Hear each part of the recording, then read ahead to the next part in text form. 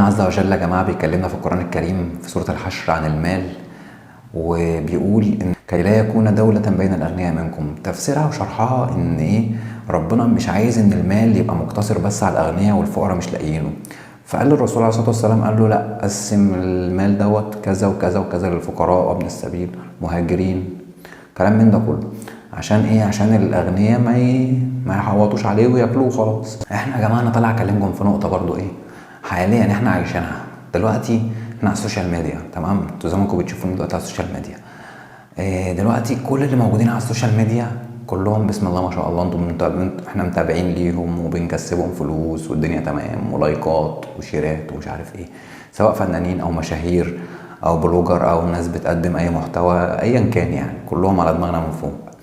مش مستفادين منهم باي حاجه غير شويه الترفيه اللي بناخدهم منهم وشويه الضحك وبتاع وكلام من ده كله.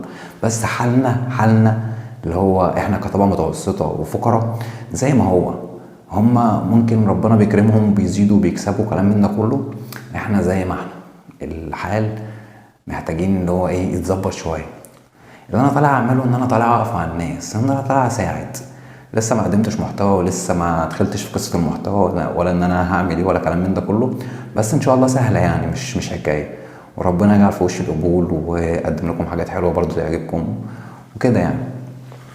الفكره يا جماعه اللي هو لو فضلنا احنا نتفرج عليهم ونتابعهم ومش عارف هم هيزدادوا غنى، واحنا الله اعلم بينا الوضع بيسوء وممكن نزداد فقر والدنيا معانا تبوظ وكلام من ده كله. كل اللي انا طالبه منكم ان انتوا تساعدوني انجح القناه دي ونساعد بعض منها. وفكره المساعده مش عيب ولا حرام، وربنا قال وتعاونوا على البر والتقوى ولا تعاونوا على الاثم والعدوان. فان احنا نساعد بعض وان احنا نعين بعض على الظروف اللي احنا فيها، دي حاجه جميله، مش عيب. ولا انا مكسوف ولا انا بكلمكم دلوقتي ولا اي حاجه، لا عادي. شباب كتير مثلا مش لاقي شغل، شباب كتير مثلا عايز يتجوز وظروفه مش مساعداه، شباب كتير نفسه يحقق احلامه ومشاريعه وكلام من ده كله، مفيش في ايده حاجه. ليه ما نبقاش مثلا كلنا داعمين لبعض كده وكلنا متعاونين مع بعض في حاجه زي كده؟ لو حابين تساعدوني في القناه وحابين تشتركوا معايا فيها، اهم حاجه تكونوا مصدقيني ومؤمنين بيا. لان انا والله كل اللي انا بعمله هو لوجه الله، مش شاغلني بقى ان انتوا تقولوا بالذي ولا ايا كان اي حاجه تقولوها، قولوا اللي تقولوه.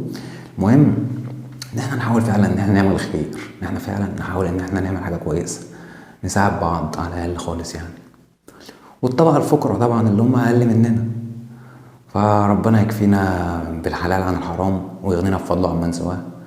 وده يا جماعه برضو فيديو من الفيديوهات اللي انا بحاول ان انا اروج فيها للقناه واعرفكم مثلا فكرتي وهدفي من القناه، اللي انا حابب اعمله الكلام من ده كله. فلو حابين تساعدوني وحابين تقفوا معايا في القناه ومصدقيني، اشتركوا معايا في القناه ودعموها دايما باللايك والشير، وان شاء الله خير. اشوفكم على خير ان شاء الله.